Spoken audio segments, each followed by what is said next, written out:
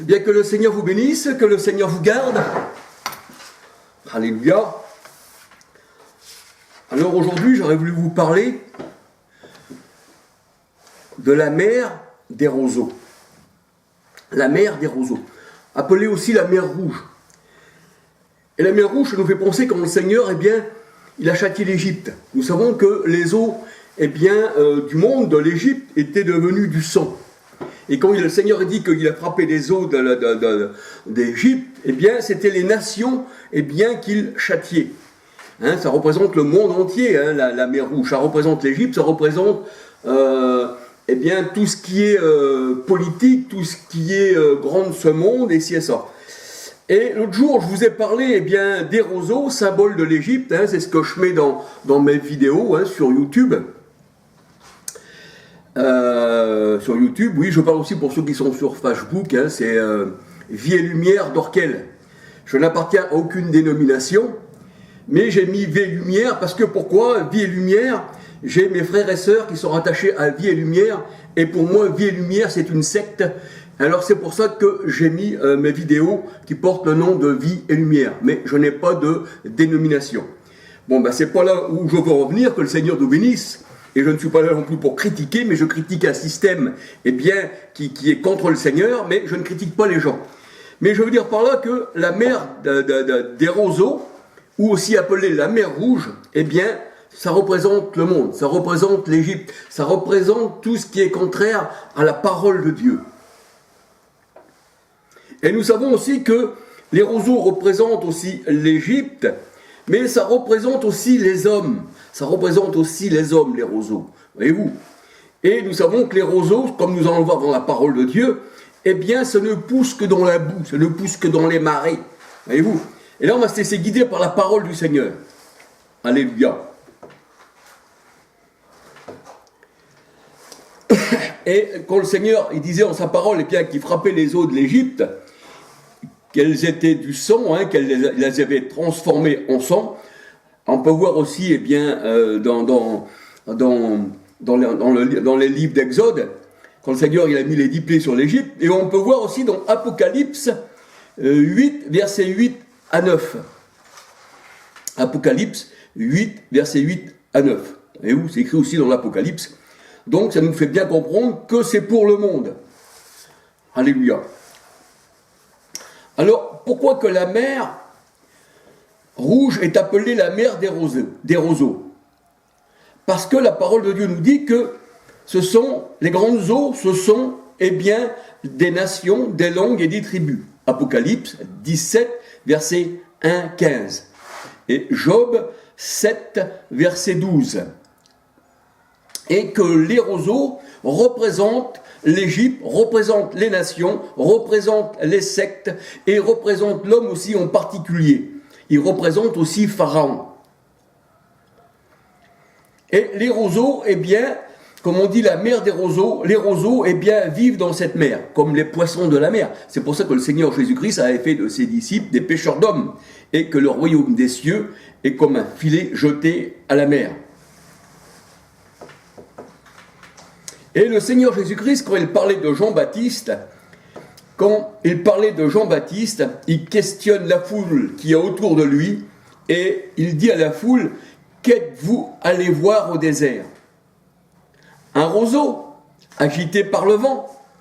Voyez-vous, là, le Seigneur, il parle d'un homme comme d'un roseau. Mais il dit que Jean-Baptiste, dans un autre sens, il veut dire par là à la foule que Jean-Baptiste n'est pas un roseau agité par le vent. Parce que le Seigneur, il dit que si on est des roseaux et qu'on est agité par le vent, eh bien, nous ne sommes pas, eh bien, ses enfants. J'ai oublié de mettre le passage, j'aurais dû mettre le passage où il parle de cela, j'ai oublié de mettre le passage, et comme je ne l'ai pas en tête, eh bien, essayez de le rechercher, eh bien, dans les Saintes Écritures. Luc 7, versets 24 à 28. Luc 7, versets 24 à 28. Alors ici, le Seigneur parle de Jean-Baptiste, eh bien, il dit qu'il n'est pas un roseau, eh bien, agité par le vent, comme les faux prophètes. Parce que nous savons que les faux prophètes, la parole de Dieu, elle dit ce sont des roseaux agités par le vent, ce sont des faux prophètes. Et Jean-Baptiste n'était pas un roseau agité par le vent. Jacques 1, verset 6-7. Jacques 1, verset 6-7.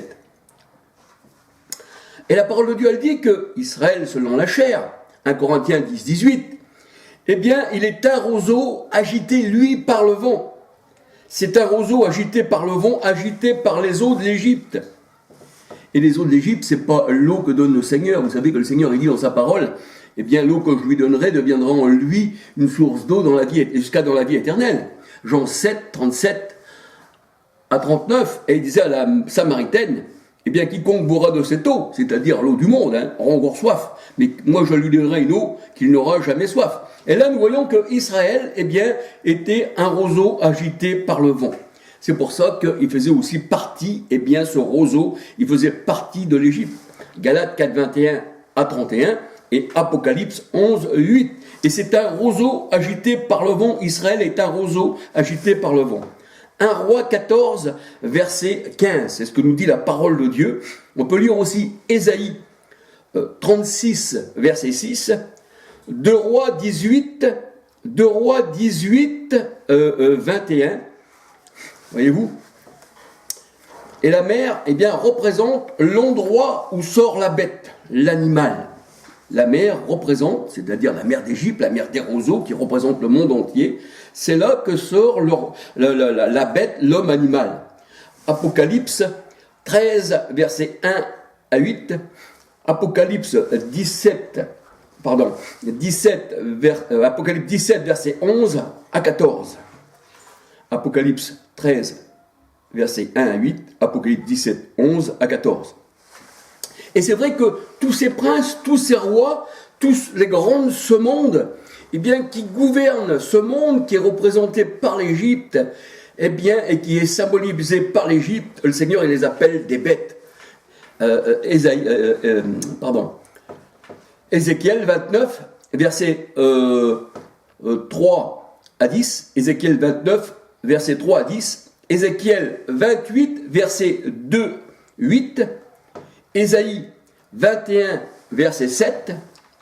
Ésaïe 27, verset 1, Ésaïe 27, verset 1. Ésaïe 27, verset 1. Job 7, verset 12. Job 7, verset 12. Nahum 3, verset 8. Et Psaume 68, verset 31. Je vais vous donner encore quelques versets, parce qu'il est bon de savoir les versets de la parole de Dieu. Ésaïe 30, verset 1 à 7, Ésaïe 30, verset 1 à 7, et Ésaïe 31, verset 1 à 13. Alléluia. Alors la parole de Dieu nous dit que, eh bien, le marécage, c'est de la boue, c'est là où l'endroit où pousse le roseau. Ça veut dire, un marécage, ça pue, ça laisse sortir des gaz. C'est là que sort la tourbe d'ailleurs, et la tourbe on s'en servait pour mettre au feu, voyez-vous, ça va au feu, c'est la mauvaise herbe, c'était une mauvaise herbe qui a pourri dans les marais et qui s'est transformée en tourbe. Eh bien, c'est l'endroit marécageux, c'est l'endroit où l'Égypte, eh bien, se tient, voyez-vous, c'est là où se tient le roseau, où là se tient le monde. Job 8, versets 11, 12, 13, 14. Et Job 40, verset 16. Et on peut dire que Moïse, à sa naissance, eh bien, il a été mis parmi les roseaux, il a été mis parmi l'Égypte, il a grandi parmi ces roseaux, et il a fait sortir son peuple de ces roseaux, de cette mer de roseaux, de cette mer rouge, de cette mer qui représente le sang, qui représente le sang qu'elle verse, et le sang qu'elle boit, voyez-vous. Le Seigneur a dit, tu as versé du sang, alors je te ferai boire du sang. Et ça, cette Égypte-là, eh bien, ce roseau-là, eh bien, sur laquelle on s'appuie et qui nous transperce la main, la parole de Dieu nous dit, eh bien, Moïse avait été mis, eh bien, dans un panier, dans une corbeille, qu'on peut dire. Eh bien, Exode 2, verset 1, 2, 3, 5. Exode 2, verset 1, 2, 3, 5.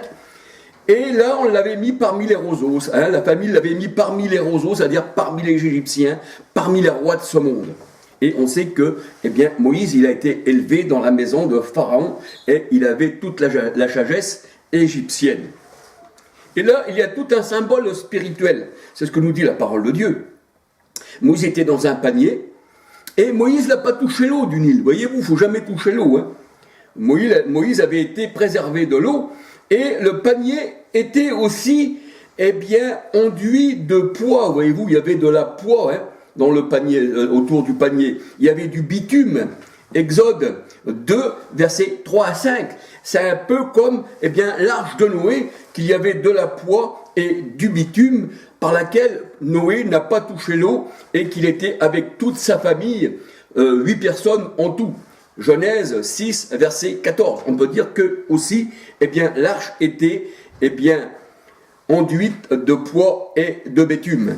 Genèse 6, verset 14 et Exode 2, verset 3 à 5. Ça veut dire que le Seigneur, là, il mettait Moïse parmi les roseaux, parmi l'Égypte, parmi le Nil, parmi tous ces gens-là, et il voulait faire sortir son peuple d'Égypte.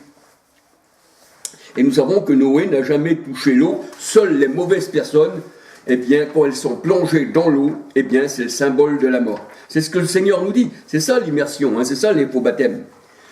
Alors le Seigneur a dit qu'au temps de Noé, il était sur l'arche, il n'a pas été englouti par les eaux comme les mauvaises personnes, que l'eau fut au-dessus des montagnes. Et quand on dit que l'eau fut au-dessus des montagnes, ça veut dire qu'elle était au-dessus de toute principauté, parce que les montagnes représentent les rois, comme nous allons voir, et comme j'ai parlé aussi dans mes autres vidéos. Alors c'est vrai que 1 Pierre 3, verset 20-21, on peut dire que Noé, 8 en tout, lui et ses enfants, sa femme, 8 en tout, ont été sauvés à travers l'eau, c'est-à-dire à travers du monde, qui représentait aussi l'Égypte. Exode 14, versets 28-29, et Exode 15, versets 1 à 20, c'est ça l'immersion. L'immersion, c'est quoi ? C'est un signe de mort. C'est un signe qu'on aime bien les grandes eaux et qu'on plonge dans les eaux. D'ailleurs, les cochons, au temps du Seigneur Jésus-Christ, se sont précipités dans la mer. Ils retournaient dans leur marée, on va dire. Ils retournaient en Égypte. Voyez-vous ? La mer représente le monde perdu. Ça représente l'Égypte. Ça représente le triangle. Ça représente la pyramide, ça représente le feu, ça représente une montagne, ça représente l'Égypte, exactement, et la franc-maçonnerie, les jésuites, enfin tout ça, ça représente, en un mot, ça représente la chair, ça représente l'Égypte. 2 Rois 18, versets 19 à 21, 2 Rois 18, versets 19 à 21, et Galates 4, 21 à 31, et Apocalypse, bien sûr, 11, verset 8, Sodome et Gomorrhe, l'Égypte. Alors c'est vrai que quand le Seigneur Jésus-Christ était sur la croix, on lui a mis dans sa main droite, toujours la main droite. La main droite représente la puissance. C'est pour ça que la parole de Dieu, elle dit, ta droite a écrasé l'ennemi. Psaume 118, 26. Ta droite, me soutient. Ta droite, mon courage.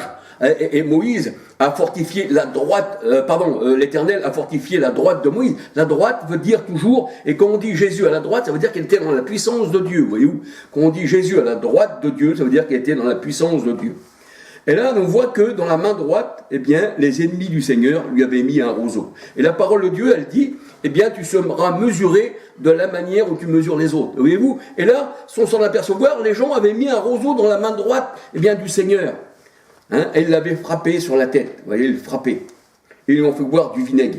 C'est ça les fausses religions. Elles vous font boire du vinaigre, elles vous font boire du fiel. Et là, le Seigneur, la parole de Dieu, elle dit, et il n'en voulut pas. Parce qu'il ne va pas boire ça, le Seigneur. Le Seigneur, c'est pas cette eau-là qu'il donne. C'est pas une eau empoisonnée. Jean 7, 37 à 39, il donne l'Esprit Saint. Il nous donne une eau qui jaillit jusqu'à dans la vie éternelle. Et là, au Seigneur, on lui a donné à boire du fiel, du vinaigre. Matthieu 27 à 34. Matthieu 27, verset 29-30. Michée 4, verset 14. On a frappé, sur la joue du grand roi d'Israël. C'était le roi d'Israël là qui prenait. C'est pour ça qu'il dit, je n'ai pas refusé mes joues à ceux qui m'arrachent la barbe. Et le Seigneur, il s'en frappe sur une joue, tant aussi l'autre. Voilà. Michée 4, 14. Marc 15, verset 36. Et le Seigneur dit, eh bien, ce que tu auras fait, c'est de la mesure que tu auras pris que tu seras jugé. Et nous savons que le Seigneur a jugé avec un roseau, eh bien, le monde. Apocalypse 11, verset 1, et Apocalypse 21, verset 15. Ça représente la condamnation, ça représente le jugement, ça représente aussi une séparation, ça représente aussi, eh bien, que le Seigneur est tout-puissant par sa parole, par son épée qui divise toutes choses, voyez-vous. Parce que la parole de Dieu est à deux tranchants. Alors le monde, eh bien, il redonnait tout jugement au Seigneur en y mettant le roseau dans sa main. Voyez-vous, sans le savoir, eh bien, il donnait au Seigneur, eh bien, de le juger. Il ne savait pas cela. Voyez-vous, et pourtant, eh bien, ça s'est passé comme ça. Et la parole de Dieu a dit que, eh bien, la mer, la mer d'Égypte, hein, la mer des roseaux, c'est une eau empoisonnée.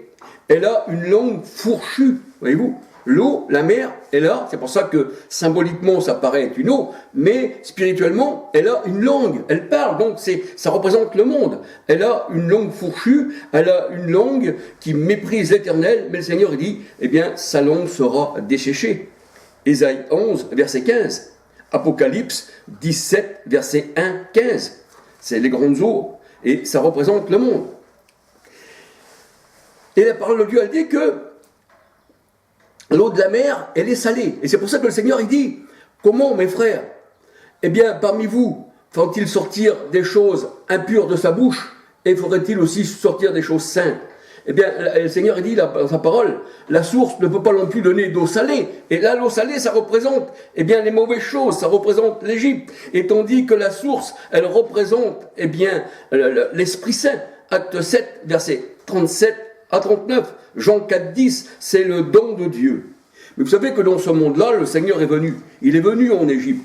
Il est venu. Et il a déversé de l'eau. Il a déversé de l'eau en Égypte, dans ce monde.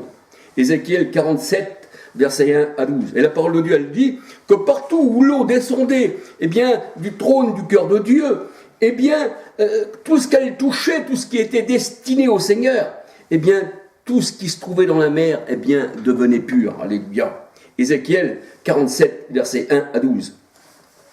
Et l'eau même de la mer était assainie. Ça voulait dire quoi? Ça voulait dire que tous ces gens-là, tous ces roseaux, tout ce qui était mauvais, tout ça, le Seigneur a dit, voici, eh bien, je vous ai changé. Maintenant, je vous ai mis de l'eau, eh bien, qui descend jusqu'à dans la vie éternelle. Alléluia. Et nous savons que, eh bien,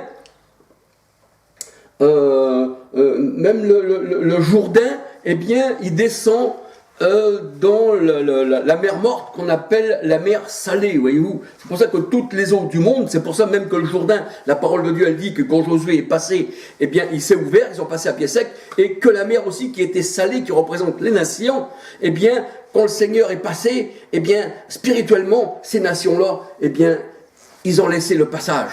Et ils ne les ont pas touchés. Pourquoi? Parce que le Seigneur, c'est lui qui guidait son peuple hors d'Égypte, hors des grandes eaux. Apocalypse 17, 1, 15. Et c'est pour ça que les poissons de la mer, eh bien, tout ce qui se trouve dans la mer, c'est pour ça que le Seigneur a dit, je vous ferai pêcheurs d'hommes. C'est comme un filet jeté, et quand le Seigneur, eh bien, il jette à la surface des eaux, des grandes eaux, eh bien, une eau, eh bien, qui est la sienne, eh bien, tout ce qu'elle touche, cette eau du Seigneur qu'il donne à ce monde, eh bien, tout est purifié. Hein? La mer restera toujours la mer avec ses roseaux, mais il y en a d'autres dans cette mer qui seront purifiés. Et le Seigneur a dit qu'on ne doit pas boire de l'eau de l'Égypte, la mer des grandes eaux, la mer des roseaux. Jérémie 2, verset 18, et Ésaïe 30, verset 1, 2. L'eau que le Seigneur donne, elle est gratuite. Ésaïe 55, verset 1, 2, elle est gratuite. Venez aux eaux, vous tous qui avez soif, vous tous qui avez faim, c'est une eau gratuite. Et la parole de Dieu, elle dit que l'eau gratuite, c'est le Saint-Esprit. Jean 7, verset 37 à 39, c'est le don de Dieu. Jean 4, verset 10. Acte 2, 38, c'est le don de Dieu qui se reçoit par le nom de Christ. Acte 2, 38 et Acte 8, verset 18 à 21. Cette eau-là, on ne la paye pas. Acte 8, verset 18 à 21 et Ésaïe 55, verset 1, 2.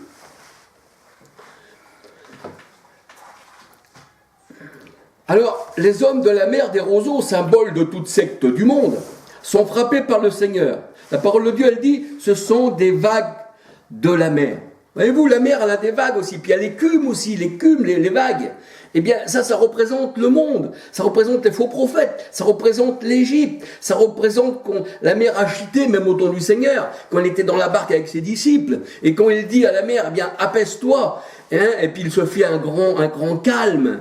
Et les disciples encore sur la barque, là, ne touchent pas la mer, le Seigneur est avec eux. Et le psaume 107, 23, et puis on lit encore un peu plus loin, on voit que l'Éternel les conduisit à bon port. Psaume, 107, 23, et on lit un peu plus loin. Et là, les écumes, ça représente, de la mer, représente les mauvaises personnes. Et là, on voit qu'il y a même quelqu'un, des fois, quand dans sa méchanceté parmi le monde, des fois, on voit qu'il mousse, il écume. Zacharie 10, verset 11. Ce sont des écumes de la mer. Jude 12, 13. Zacharie 10, verset 11. Jacques 1, verset 6. Ce sont des roseaux agités par le vent. Ce sont des faux prophètes.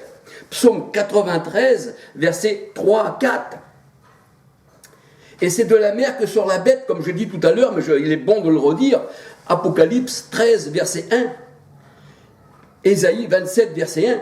Et Ézéchiel 29, verset 3 à 10. Le monstre qui est dans la mer. Le monstre, le roi des mers. Ézéchiel 29, verset 3 à 10. Et Ésaïe 27, verset 1. Les grands de ce monde, la parole de Dieu nous dit.